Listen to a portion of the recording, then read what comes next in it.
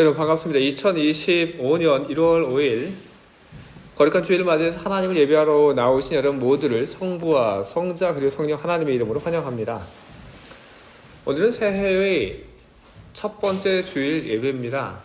그래서 오늘 예배를 드리러 나온 우리들은 그 어느 때보다도 좀 특별한 마음을 가지고 오늘은 이 자리에 우리가 와 있습니다. 하나님께 바라는 그런 거룩한 소원들이 우리에게는 있습니다. 또한 하나님 앞에서 우리가 올해 어떻게 살겠다라는 그런 마음의 결심도 우리는 가지고 나왔습니다. 하나님 앞에 나와 우리의 결심과 그리고 소원을 아뢰는 그런 시간들이 되길 바랍니다. 하나님께서 여러분 모두의 마음을 아시고 그리고 여러분의 안고 일어섬을 아시니 2025년에도 하나님께서 우리 힘이 되어주시고 우리를 올바른 길로 인도해 주실 것입니다. 이제 우리가 함께 나눌 하나님 말씀을 보도록 하겠습니다. 오늘 제가 여러분들과 함께 나눌 하나님 말씀은 열왕기 하 2장 1절부터 6절까지 기록되어 있는 말씀입니다. 여호와께서 회오리 바람으로 엘리야를 하늘로 올리고자 하실 때에 엘리야가 엘리사와 더불어 길갈에서 나가더니 엘리야가 엘리사에게 이르되 청하건대 너는 여기 머물라. 여호와께서 나를 베델로 보내시느니라 하니 엘리사가 이르되 여호와께서 살아 계심과 당신의 영혼의 살아 있음을 두고 맹세하노니 내가 당신을 떠나지 아니하겠나이다 하는지라. 이에 두 사람이 베델로 내려가니 베델에 있는 선지자의 제자들이 엘리사에게로 나와 그에게 이르되 여호와께서 오늘 당신의 선생을 당신의 머리 위로 데려가실 줄을 아시나이까 하니 이르되 나도 또한 아노니 너희는 잠잠하라 하니라. 엘리야가 그에게 이르되 엘리사야 청하건대 너는 여기 머물라. 여호와께서 나를 여리고로 보내시느니라. 엘리사가 이르되 여호와께서 살아계심과 당신의 영혼이 살아 있음을 두고 맹세하노니 내가 당신을 떠나지 아니하겠나이다 하니라. 그들이 여리고에 이르매 여리고에 있는 선자의 제자들이 엘리사에게 나와 이르되 여호와께서 오늘 당신의 선생을 당신의 머리 위로 데려가실 줄을 아시나이까 하니 엘리사가 이르되 나도 아노니 너희는 잠잠하라. 엘리야가 또 엘리사에게 이르되 청하건대 너는 여기 머물라. 여호와께서 나를 요단으로 보내시니라 하니 그가 이르되 여호와께서 살아계신과 당신의 영혼이 살아있음을 두고 맹세하노니 내가 당신을 떠나지 아니하겠나이다 하는지라. 이에 두 사람이 가니라. 아멘. 여러분 반갑습니다. 2025년 우리 첫 주일 예배를 드리고 있는 여러분들 모두에게 주님이 주시는 은총과 평화가 충만하기를 간절히 축원을 드립니다. 2025년 우리는 새해 첫 예배를 드리면서 앞서 제가 여러분들에게 인사를 건넨 것처럼 하나님 앞에 어떤 소원을 우리는 가지고 나왔습니다. 여러분은 어떤 소원을 오늘 하나님 앞에 가지고 나왔습니까? 기대가 있죠? 하나님이 2025년 나에게 그리고 교회에 그리고 나의 가족들에게 어떻게 해 주시기를 바라는 그런 기대, 소망 우리는 분명히 그것을 가지고 나왔습니다. 하나님께서 여러분의 그 소망하는 바를 아시니 하나님께서 여러분의 그 소망 위에 언제나 함께하여 주시기를 진심으로 축원을 드립니다. 여러분들이 2025년을 또 보내면서 여러분들은 행복한 한 해가 되기를 여러분들은 또한 많이 소망할 것입니다. 근데 여러분들의 2025년이 행복한 한 해가 되려면 그러면 뭐가 어떻게 되어야 할까요? 저는 여러분들에게 여러분 2025년이 행복한 한 해가 될 수 있는 그 비밀을 전하려고 합니다. 여러분들이 2025년 행복하게 그리고 기쁘게 그리고 평화롭게 그렇게 살기를 바라신다면 오늘 성경 속에 있는 엘리사가 엘리야를 떠나지 않고 엘리사가 엘리야를 딱 붙어서 함께 동행을 했던 것처럼 여러분 2025년 여러분들이 예수님을 그렇게 딱 붙어서 예수님과 가까이 하시며 친밀한 동행을 하시길 바랍니다. 그러면 여러분의 2025년은 분명 기쁨의 한 해, 평화의 한 해가 될 것입니다. 왜 여러분들이 예수님과 가까이 지내고 그렇게 친밀하게 지내게 되면 왜 여러분들의 2025년이 기쁨의 한 해, 그리고 평화로운 한 해가 되게 되는지, 저는 오늘 제가 여러분들 앞에서 읽은 이 본문의 말씀을 가지고 저는 그 이유를 여러분들에게 전하려고 합니다. 오늘 제가 여러분들 앞에서 읽은 이 성경의 말씀, 이 말씀의 그 요지는 무엇입니까? 바로 엘리사가 엘리야를 따라다녔다는 그런 이야기가 오늘 이 성경 속에서 반복적으로 지금 등장을 하고 있습니다. 하나님은 하나님을 위해서 늘 수고했고, 그리고 하나님을 위해서 자기가 가지고 있는 모든 것을 다 불살러 버렸던 그 엘리야를 하늘로 데려가시기로 그렇게 결정하셨습니다. 그런데 하나님께서 엘리야를 하늘로 데리고 가기 전에 마지막 사명을 하나님은 엘리야에게 내리십니다. 어떤 사명을 내리셨냐 하면 바로 선지자가 되기 위해서 훈련과 교육을 받고 있는 사람들을 방문하라고 하는 그런 사명을 내리신 것입니다. 선지자가 되려고 하는 이들, 그 당시에 그런 사람도 있었습니다. 무척 고무적인 그런 일들입니다. 불과 몇 년 전만 하더라도 그 이스라엘에는 선지자가 없었습니다. 엘리야가 갈멜산에서 우상을 섬기는 그런 사제들과 영적인 싸움을 하고, 그리고 그 갈멜산에서 승리를 거뒀습니다. 하지만 그 후에 엘리야가 경험했던 것은 무엇이냐 하면 생명의 위협과 그리고 좌절이었습니다. 그 좌절 속에서 엘리야는 로뎀 다무 그 아래에서 그는 이야기합니다. 하나님, 너무 힘드니까 내 생명을 거둬가 주시옵소서. 하나님께서는 그렇게 지치고 힘이 빠진 그 엘리야를 위해서 먹을 것을 주시고 힘을 주시고, 그래서 그가 하나님의 산으로 호렙으로 갈 수 있도록 그렇게 이끌어 가셨습니다. 그리고 하나님의 선지자 엘리야가 호렙산에서 어느 한 동굴에 들어갔을 때, 그때 하나님께서는 엘리야를 찾아가서 그에게 묻습니다. 엘리야야, 네가 도대체 여기 왜 와 있느냐? 그때 엘리야가 대답을 합니다. 하나님, 지금 내 목숨이 위태로워서 내가 지금 숨어 있습니다.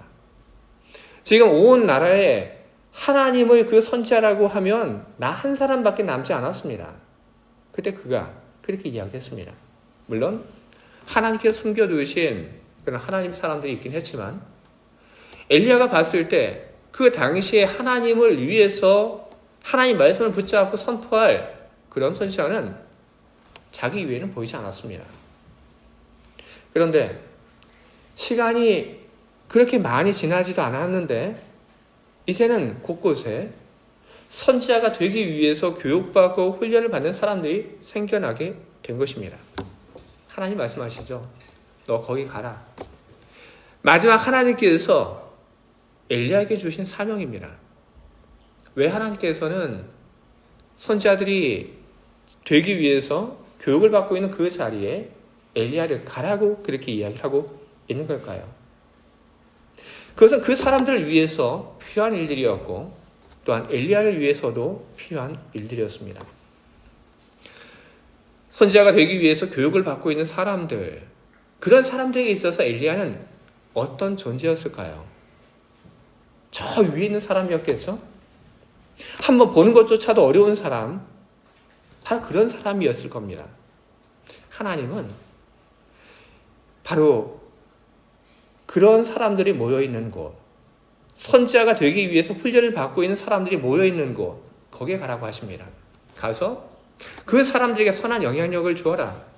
그 사람들이 후에 제대로 된 선지자가 될 수 있도록 가서 영향력을 주고 한번 만나줘라.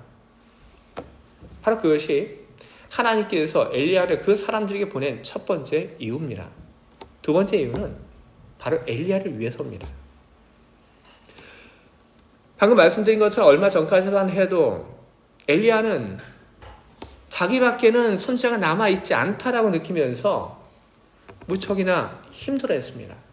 그런데 이제는 많은 사람들이 하나님의 선지자가 되기 위해서 훈련을 받고 교육을 받고 있습니다. 그곳에 가서 훈련을 받고 선지자가 되기 위해서 애를 쓰고 있는 그 사람들을 보게 될 때 엘리야는 자기가 여지까지 해왔던 그 모든 일들이 의미 없는 일들이 아닐 거라고 하는 것을 그는 확인하게 될 겁니다. 하나님 바로 엘리야를 위해서 네가 여지까지 해왔던 그 모든 일들이 의미 없는 것이 아니라고 하는 것을 보여주기 위해서 하나님 거기 가라고 하신 것입니다. 그런데 엘리야가 선지자들이 모여있는 것, 우리는 그것을 가리켜서 요즘 뭐라고 부르냐면 선지 동산이라고도 부르고 선지 학교라고도 그렇게 부릅니다. 그곳에 가라. 근데 거기 가는데 엘리야가 지금 동행이 있습니다.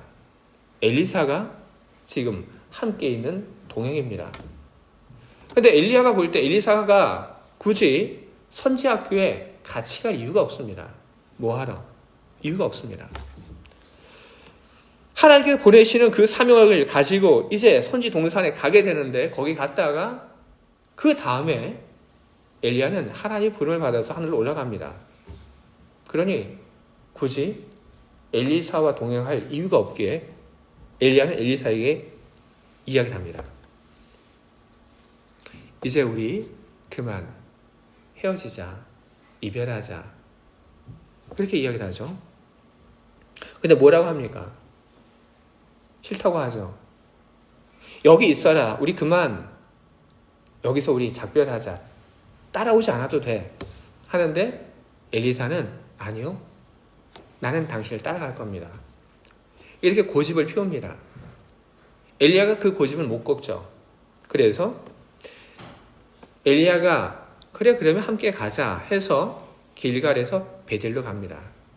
베델에 있는 선지 학교, 선지 동산, 선지자가 되기 위해서 교육을 받고 있는 사람들이 있는 곳에 갑니다. 근데 거기 가서 이제 엘리야가 거기 있는 사람들 다 만나고 이제 하나님께서 명령하신 또 다른 선지 동산을 가야 합니다. 그래서 엘리야가 다시 한번 엘리사에게 이야기를 합니다. 자, 엘리사야, 우리 이별하자. 작별하자. 너 여기 있어라. 나는 간다. 근데 뭐라고 하죠? 아니요. 싫다고 하죠. 나는 당신을 꼭 따라갈 겁니다. 그렇게 이야기를 하죠. 어떻게 합니까? 그냥 여기서 헤어지는 거 싫다고 하고 따라가겠다는데 어쩔 수 없죠. 그래서 엘리야가 엘리사를 데리고 이제 두 번째 선지 동산 거기 갑니다. 선지 학교에 가요. 거기 가서 또 거기서 열심히 선지자가 되기 위해서 훈련받고 연단받고 있는 그런 사람들을 엘리야가 만납니다. 다 만났어요. 이제 다 끝났습니다. 하나님께서 엘리야에게 주셨던 그 마지막 사명을 이제 다 했습니다. 엘리야도 이제 아쉬운 건 없죠. 열심히 지금 선지자가 되기 위해서 연단받고 있는 사람들을 바라보니 그의 마음이 얼마나 기뻤겠습니까? 이제 걱정하지 않아도 된다. 내가 없어도 저 사람들이 이제 하나님을 위해서 헌신할 그런 사람들이다. 아쉬운 것이 없습니다. 그래서 여리고에서 다시 한번 이야기를 합니다. 엘리사야, 이젠 진짜 우리 이별하자. 넌 여기 있어라. 나는 하나님께서 가라고 한 마지막 장소에 나는 간다. 그렇게 이야기를 합니다. 근데 거기서도 엘리사는 이야기를 해요. 아니요. 따라갈 겁니다. 따라가겠다고 합니다. 떼놓고 가려고 하는데 자꾸 따라붙어요. 어쩔 수 없죠. 같이 가야지. 안 그러면 못 갈 것 같으니까 같이 갑니다. 마지막 장소 요단을 향해 갑니다. 요단을 향해 가는데 바로 요단 강이 앞에 보입니다. 엘리야가 자기 겉옷을 벗고 그리고 그 겉옷으로 물을 칩니다. 그러니까 이 요단 강물이 갈라집니다. 마른 땅이 드러나죠. 엘리야와 엘리사가 그 마른 땅이 드러난 그 요단강을 이제 함께 가로질러 갑니다. 그리고 그 마른 땅을 가로질러 가면서 둘은 대화를 합니다. 그 대화의 내용이 열왕기하 2장 9절에 기록되어 있습니다. 제가 여러분들 앞에서 그 말씀을 읽겠습니다. 엘리야가 엘리사에게 이르되 나를 내게서 데려감을 당하기 전에 내가 내게 어떻게 할지를 구하라. 엘리사가 이르되 당신의 성령이 하시는 역사가 갑절이라 내게 있게 하소서 하는지라. 아멘. 성령이 하시는 역사가 갑절이라 내게 있게 하소서. 이렇게 되어 있죠. 예전 성경에는 어떻게 되어 있습니까?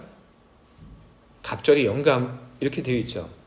그렇게 엘리사가 엘리야에게 구했다. 그렇게 되어 있습니다. 이게 어떤 뜻이냐 하면 엘리사는 엘리야에게 내가 당신의 영적인 그런 후계자, 계승자가 내가 되겠습니다. 그런 이야기를 하고 있는 겁니다. 옛날 이스라엘에서는 이 유산을 그 자녀들에게 상속을 할 때 이게 이제 그 면목씩 다 이게 다 좀 나눠 놓습니다. 자식들이 뭐 몇 명인지에 맞춰서 이 부모가 이제 한 몫씩 떼어주려고 재산을 다 분배를 해 놓습니다. 그리고 자기가 분배한 그 몫을 자식들에게 한 몫씩 다 떼줍니다. 이 몫 갖고 살아라. 그런데 당시 이 부모가 자식들에게 이 유산을 나눠줄 때 자식 3명이라고 하면 자기가 가지고 있는 그 재산을 3몫으로 나누지 않았습니다. 어떻게 나눴냐면 4몫으로 나눴습니다. 자식이 5이라면 몇 몫으로? 6으로 나눴습니다. 왜 그랬냐면 그 당시에 유산을 상속할 때 자식들에게 일단 한 몫씩 다 이렇게 떼어줍니다. 그리고 큰아들, 장자에게는 한 몫을 더 줍니다. 그러면 어떻게 되는 겁니까? 장자는 다른 그런 형제들보다 한 몫을 더 받게 되는 거죠. 고복을 받게 됩니다. 갑절을. 바로 그런 이야기, 그런 관습, 그런 문화 속에서 살았던 사람이기에 오늘 엘리사가 엘리야에게 이런 이야기를 하고 있는 겁니다. 나는 당신의 영적인 후계자야. 나는 당신의 그 영적인 모든 것을 이어받는 나는 그런 사람이 나는 되고 싶습니다. 이야기를 하고 있는 겁니다. 엘리사는 엘리야가 여러 선지학교를 찾아가며 그리고 그 사람들에게 주었던 선한 영향력들을 어떻게 인식을 했냐 하면 엘리야가 그 사람들에게 엘리야가 가지고 있던 그런 영적인 자산들을 하나씩 한 몫씩 나눠주는 것으로 그렇게 보았습니다. 그런 것을 받기에 엘리사가 엘리야에게 이야기를 하고 있는 겁니다. 나도 그냥 당신이 여러 그냥 제자들 가운데 그 한 명으로 그렇게 여기지 마십시오. 난 그걸 원하지 않습니다. 나는 당신의 그 많은 그런 제자들이 있는데 나는 당신의 모든 것을 이어받는 그런 영적인 제자, 상속자. 나는 그렇게 내가 되기를 바랍니다.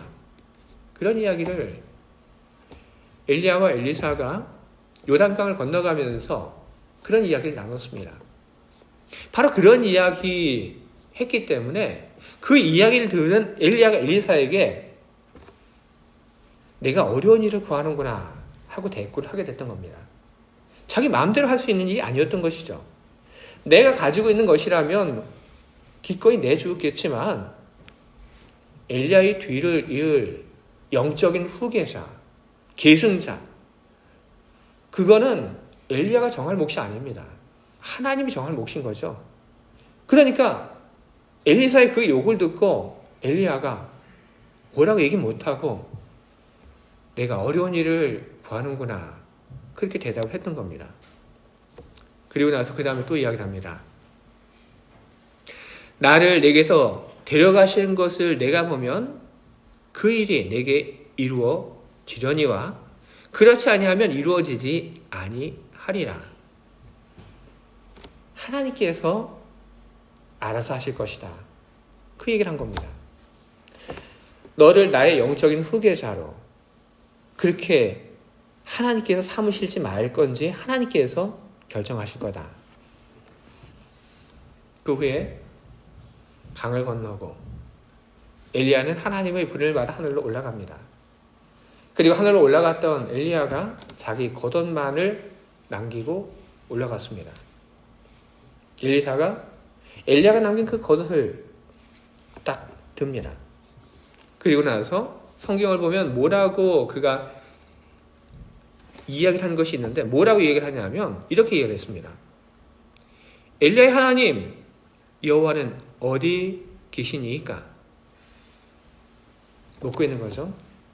엘리야와 함께하며 그에게 능력을 주시고 그를 지켜주시고 그와 동행하셨던 하나님 어디 계십니까?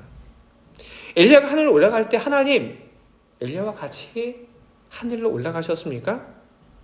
아니면 지금 하나님 엘리야는 하늘로 올리시고 엘리야와 함께 하셨던 하나님 지금 나와 함께 하고 계십니까? 엘리사는 그걸 하나님께 물었던 겁니다. 엘리사는 하나님이 지금 어디 계신지 그것을 확인하고 싶어 했죠. 그래서 뭘 했냐면 엘리야가 남겨놓았던 그 겉옷을 가지고 엘리야가 했던 것과 똑같이 요단 강물을 칩니다. 그랬더니 어떤 일이 일어나냐 하면 엘리야가 했던 것처럼 요단 강물이 갈라집니다. 증거가 나온 거죠. 하나님이 지금 어디에 계신지, 하나님이 지금 엘리야와 함께 하늘로 올라가셨는지 아니면 하나님이 지금 엘리사와 함께하고 있는지 바로 그것이 눈앞에 증거로 보여줬습니다. 엘리사는 알았습니다. 하나님이 나를 엘리야의 그런 영적인 후계자로 하나님이 나를 이 민족의 선지자로 그렇게 부르셨구나. 하나님이 나에게 엘리야에게 주셨던 그런 능력을 하나님이 나에게 그대로 주셨구나. 그는 알았습니다. 그런 엘리사의 마음이 어땠을까요? 그의 삶이 어땠을까요? 어떤 일을 만나도 그는 두려워하지 않았습니다. 왜냐하면 하나님의 능력이 나에게 있으니까 그는 두려울 것이 없었죠. 하나님이 나와 동행을 하고 계시니까 엘리사는 겁나는 것이 없었죠. 그래서 그 후에 이야기를 보게 되면 엘리사의 그런 많은 활동이 성경에 기록되어 있습니다. 엘리사가 제일 처음 엘리야로부터 선지자로 부름을 받았을 때 그때 이 엘리사는 엘리야와 동행을 할 뿐 특별히 뭔가를 했다고 하는 그런 기록은 없습니다. 하지만 엘리사가 엘리야의 그 모든 그런 영적인 그런 능력을 그리고 그런 포지션을 다 물려받은 후에는 달라집니다. 그는 후에 어떤 기적들을 이뤘는지 성경은 그 이야기들을 많이 기록을 하고 있습니다. 선지자가 되기 위해서 훈련을 받았던 그런 선지 그 후보 중에서 훈련을 받다가 그만 세상을 떠난 사람, 그 사람의 그 가족을 위해서 엘리야가 기적을 베풀죠. 먹고 살 일이 막막한 그 가족을 위해서 엘리사가 기적을 베풉니다. 그 집에 있는 얼마 안 되는 그 기름 가지고 오라고 얘기를 하죠. 그리고 그 기름 그걸 가지고 와서 모든 그 빈 그릇에 따르라고 얘기를 합니다. 근데 말이 안 되는데 그 말이 안 되는 그 기적이 일어납니다. 얼마 안 되는 그 기름 있는 그 종지에서 빈 그릇에 계속 기름을 부었는데 빈 그릇들이 가득가득 기름이 넘칩니다. 그래서 다른 집에 가서 그릇 빌려와서 그 빈 그릇에 계속 기름을 따라 넣어도 마르지 않습니다. 더 이상 그릇을 빌려올 곳이 없어, 빈 그릇이 없어 기름을 따를 수 없게 되니까 그때 비로소 더 이상 기름이 나오지 않았습니다. 기적인 거죠. 또 성경에 또 무슨 이야기를 하고 있냐면 또 사람들이 한 곳에 모여서 크게 국을 끓여 먹으려고 하는데 그 국에 어떤 독이 들어서 그걸 맛있게 먹으려고 하던 사람들이 그걸 못 먹게 됐습니다. 엘리사가 그걸 알았죠. 그래서 거기 그 국 속에 들어있는 그 독을 없애는 또 기적을 그가 또 이루게 됩니다.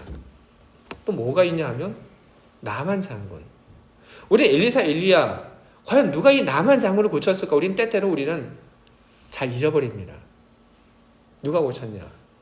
바로 나만 장군의 그 병을 고친 것이 바로 엘리사입니다. 하나님이 그에게 능력을 주셨기 때문에, 그렇기 때문에 그는 그 모든 일들을 능히 해나갈 수 있었던 것입니다.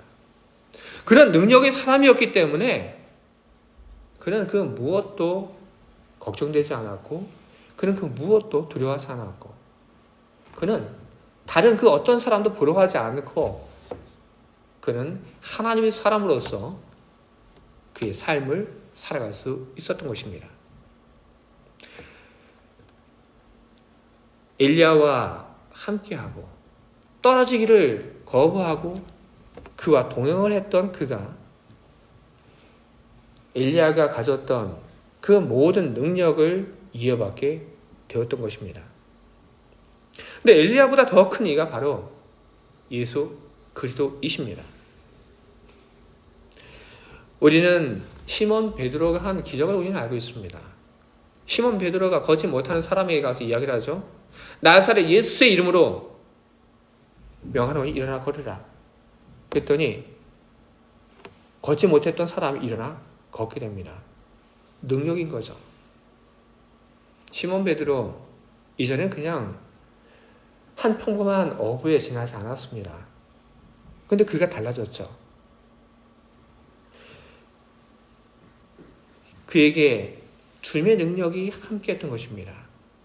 주님의 능력으로 그는 다른 사람들에게 기쁨을, 평화를 안겨다 주었고 주님의 능력으로 그는 또한 평화를 누리며 담대히 하나님의 나라를 위하여 그는 일을 하는 그런 사람으로 그는 살았던 것입니다.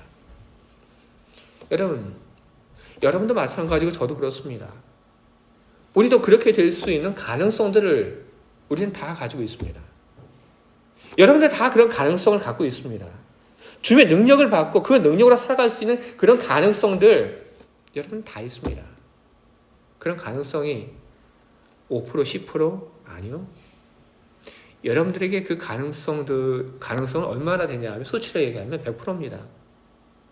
여러분은 100%의 그런 가능성을 갖고 있습니다. 주님의 능력을 받을 수 있는 우리가 주님의 그 능력을 받아서 능력의 사람으로 살기 위해서 우리는 주님과 함께 우리는 동행을 해야 되는 것입니다. 과연 우리가 어떻게 주님과 함께 동행을 할 수 있습니까? 예수님께서는 세상에 계시지 않는데. 근데 여러분, 사도 바울을 생각해 보시기 바랍니다.